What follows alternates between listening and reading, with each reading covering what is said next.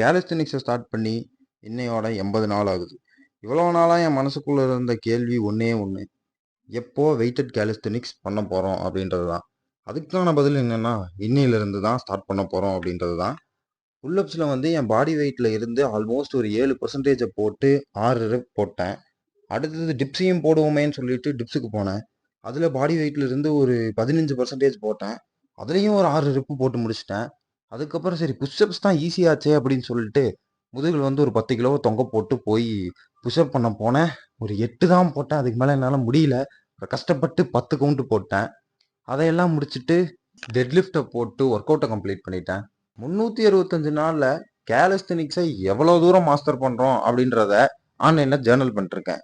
நான் 365 நாள் கழிச்சு எந்த லெவலில் இருக்கேன் அப்படின்றத நீங்கள் பார்க்கணும்னு நினச்சிங்கன்னா இப்பயே சப்ஸ்கிரைப் பண்ணி வச்சுக்கோங்க.